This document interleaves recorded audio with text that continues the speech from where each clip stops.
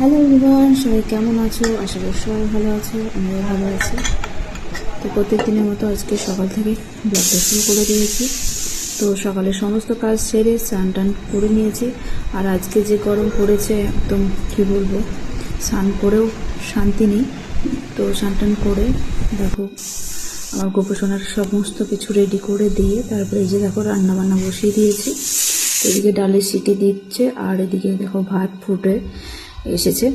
তো তারপরে আমি আজকে থাইরয়েড ওষুধটা সকালে খেতে ভুলে গেছি কাজের ব্যস্তের মধ্যে। এখন আগে খেয়ে নিই, তারপরে রান্নাবান্নার কাছে ঢুকবো। তো প্রত্যেক দিন এই কাজটা তো ভুললে চলবে না, থাইরয়েড ওষুধটা।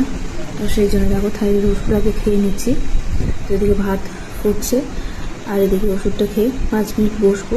আর এত পরিমাণে গরম করছে, মানে কাজ করতে তো ইচ্ছে করছেও না আর পারাও যাচ্ছে না, প্রচণ্ড গরম। তার সাথে রোদের বেশ তাপ আছে। তো কয়েকদিন ধরে তো এরকমই চলছে, গরম সহ্য হচ্ছে না।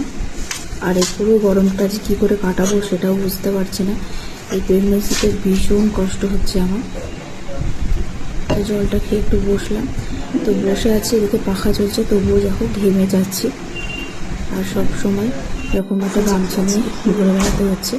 তারপরে দেখো রান্নার কাজে চলে যাবো। তার জন্য দেখো ফ্রিজে সমস্ত সবজি রয়েছে, তার থেকে কিছুটা সবজি বের করে নিচ্ছি। আর আমি সবজিগুলো ফ্রিজে পলিথিনে বেঁধে রাখি, যাতে একদম বাজার থেকে যেভাবে নিয়ে আসা হয় টাটকা, একইভাবে যেন ফ্রিজে কয়েকদিন এনে টাটকা রাখতে পারি, সেই জন্য যে এইভাবে পলিথিনে বেঁধে রাখি।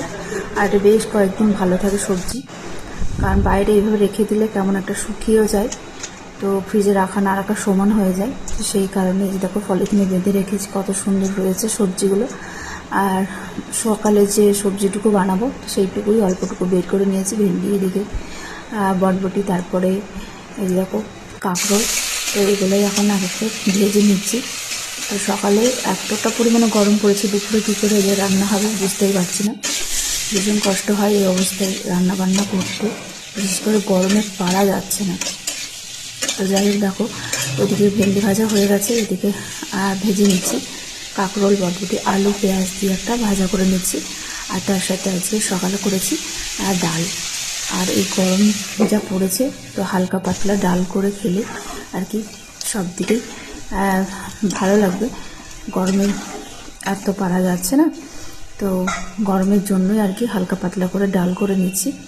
তো ডালটাও আমার ফুটে এসেছে, যে দেখো এবার নামিয়ে নেব। তো তারপরে সকালবেলা রান্না বান্না একটু গুটিয়ে এবার আমি সকালে কিছু খাওয়া দাওয়া করে নেব। ভাতটা একটু পরে খাবো, কারণ অনেক সকাল থেকে ব্যস্ততার মধ্যে কাটছে। এই যে দেখো মানে রান্না বান্না করে এসে মনে হচ্ছে আবার স্নান হয়ে গেছে, এরকমটা অবস্থা। তো ভীষণ গরমে অবস্থা খারাপ দেখো। তো আমার তো ভীষণ গরম লাগে এই গরমে। তো তারপরে আর কি করবো, দেখো একটু হাত পা ধুয়ে মুছে নিয়ে তারপরে এরকম সকালে কিছু খাবার খাবো। তো সকালে আমার গোপোষণাকে কিছু ভোগ দেওয়া হয়েছিল, তো প্রথমে আমি সকালে এটাই আগে খাই, থাইরয়েড ওষুধটা খাওয়ার পর। এই যে দেখো, তো আজকে ভগবানকে ভোগ নিবেদন করেছিলাম বিস্কুট আর কলা, তো সেটাই প্রসাদ পেয়েছি। এই যে দেখো, তো সকালে এটা নিয়ে বসে পড়েছি। তো আজকের ভিডিওটা কেমন লাগলো বন্ধুরা অবশ্যই জানিও, ভালো লাগলে অবশ্যই একটা লাইক কমেন্ট শেয়ার করে পাশে থেকো।